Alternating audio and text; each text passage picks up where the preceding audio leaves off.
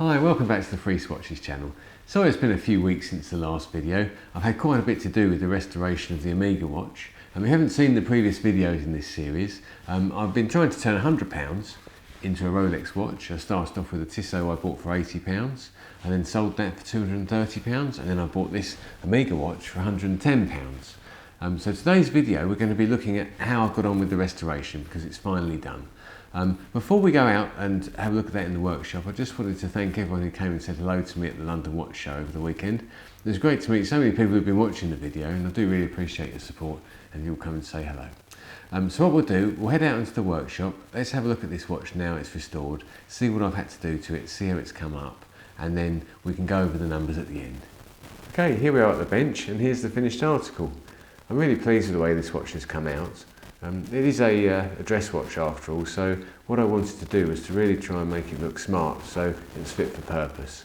And I really feel that we've achieved that in the way that the watch has been restored. Let's talk through some of the work. So first of all, in front of us you can see the dial and hands. Now the dial and hands are really in a sorry state when I got the watch, and there really was no option other than to restore them. So what's happened here, the dial has had all of the battens removed on the dial, and they are fitted onto the dial with little dial feet, little pins that go through the dial. They've all been taken off. The old paint has been removed, and then the dial has been re-sprayed and then reprinted. And I've had it done in a really kind of, what I think quite a dressy sort of silver colour. This is as close as possible to what would have been there originally, and the battens have been repainted and so have the hands. I think it makes for an attractive finish, and also you'll note that this watch has got a gold Omega logo, which obviously I think adds a little bit of value to the watch's dressy character. The case, it's always a bit of a difficult one with watch cases in stainless steel because the official line on vintage watches, you don't polish the case, but I've restored the dial, I've painted the battens, I've painted the hands, so the case has also received a refinish. And what you'll notice with the case now is that all the surfaces are polished and the back has been grained, and obviously I think it does add to the overall look of the watch. Once again, it's a dress watch, we want it to look smart, so to have restored the dial and to have neglected the case would have probably been a mistake. You'll see from the side of the case that I've fitted a new crown. This is the correct Omega crown for this model. It's dustproof crown, and it's nice to obviously have the Omega logo on there as well to help finish the watch off. It took me a while to decide on what strap to fit, so I've gone with this alligator strap in tan leather. It's a very good quality strap, and I think it does certainly work, especially once again, sorry for repeating myself, but once again this is a dress watch, and I think that alligator strap is ideal for that purpose.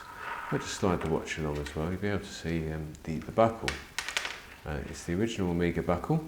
It's been polished and obviously makes a nice match to everything else. So what we'll do now, I'm going to open the watch and we can have a look at the movement, and hopefully we'll be able to stick a little clip in here showing you what the movement looked like when I first got the watch, just as a sort of before and after comparison. Let's do that. Oh, okay, well I'm back again. Sorry about that. I've just had it's pretty bad news in the movement. I wasn't expecting it to be quite this bad. Okay, so I've taken the movement out and you'll be able to see it looks quite different. What you see there is a restored Omega 620 caliber movement. Most of the parts have been replaced, in fairness. I was able to salvage the main plate, a couple other parts. Most of the parts you see here are replacements, and obviously it's worth doing that in order to return the watch to a good condition. As you can see, I'd now regard this movement as being in very good condition.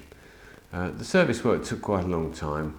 It was a complete strip down, which you can see in the previous video, and we've ended up with something that is really quite special because Omega movements are very nice, and this one in particular has come back really well with all the new parts. Everything from the stem through to the mainspring has been replaced with new parts, and it's just fortunate I had all these in stock because it would have been a bit of a challenge to have had to sort of go around and try and find all these parts in order to get the movement back into a good state. So hopefully you can see that as a comparison with how the movement was initially when I bought the watch has really been transformed. I'll just turn it around so you can see the dial as well, because it's a bit easier to see the dial when it's actually out of the case. So there we go, you can see it's got a slightly glossy, shiny finish there, which is how it would have been originally. You can see the Omega print on there below the Omega logo. I'm really pleased with it, and I hope that someone's going to find this watch appealing and really go for it, and hopefully we can actually turn this into a little bit of profit and move on and try and keep going towards the Rolex target. There we go, we've had a look at the watch. I'm really pleased with the way it's come out, and it's quite interesting to see how far you can take a watch, especially if you have something that is in real need of restoration. Obviously with this watch I wanted to really restore it because it's a dress watch. It needs to look smart and clean, and hopefully that I've achieved that, and hopefully the watch is going to be desirable, will make a nice part of someone's collection, especially if they want something that's going to go well with a suit, for wearing out in the evening and so on. So the watch is actually going to be live on eBay now, so head over, there'll be a link in the description, and please go and have a look at the bid, and it's going to be interesting to see how the bidding goes this time. I'm doing the same as I did last time, a no reserve auction. I think it's the best way of moving the watch along and also being able to move on in terms of this series of videos. So please feel free to have a bid, and good luck to all you who do want to bid. Last thing I was going to go over was the cost of what I've actually done to this watch. So I'm just going to get my book here and just go through exactly where we are. So initially we bought a Tissot watch at £80, and that total was 86 with parts. There's hardly any parts to that watch. Sold for 230.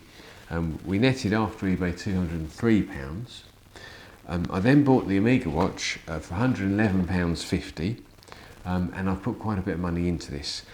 Now most of the parts in the movement are from my own stock, so it's quite hard to price those because a lot of those have had quite a long time. So what I've done, this is a bit generous really, I've just said £50 for parts. If I bought those parts individually, they'd have cost a lot more than that, and it would run into hundreds of pounds. But I think me as a watchmaker, being resourceful, would have probably been able to have obtained those parts at a reasonable price. And the fact I've had them in stock, I think if I put £50 on it, it's not that unfair in this equation of making a profit for this watch. The other thing that was a cost was the dial restoration. Now the restoration of the dial was £80, which is quite a lot of money, but hopefully you can agree, I think it'd be difficult to have produced a finished, polished, nice looking Omega dress watch without restoring the dial. So that's given us a total spend of £241.50.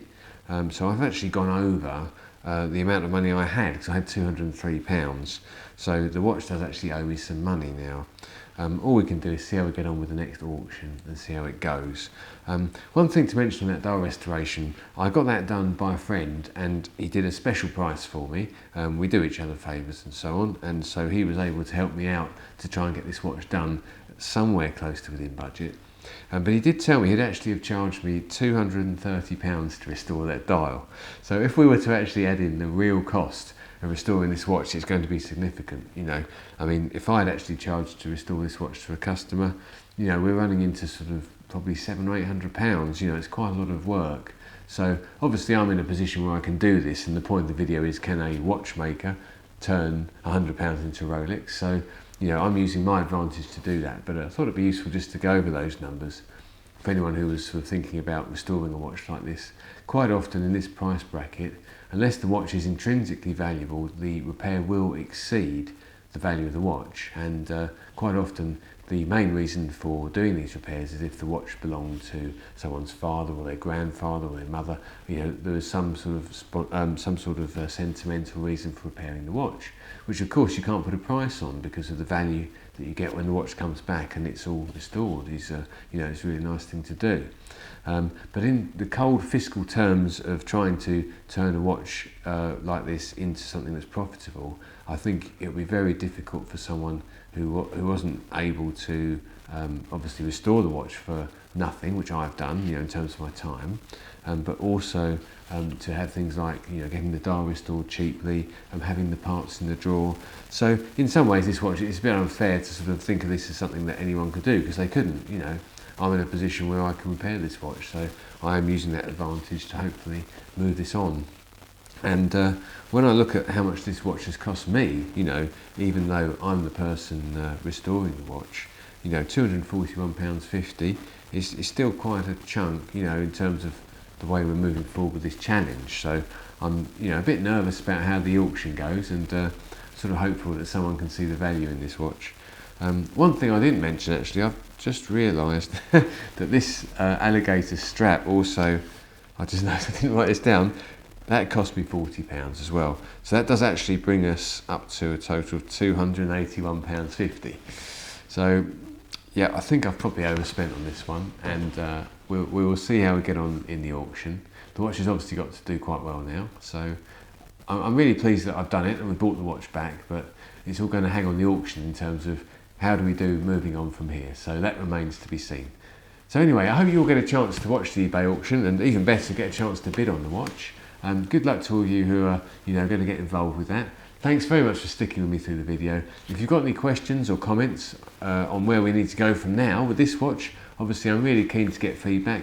I've used the feedback I've had in the past on these watches, it's been really great. So, you know, I do really appreciate it. It does add value to this series of videos. So please, you know, any questions you've got about the work I've done, or any ideas, you know, what should we buy next? I always ask the same question, but I'm always a bit of a loss to know what to buy. So really grateful if you can help me out with that one.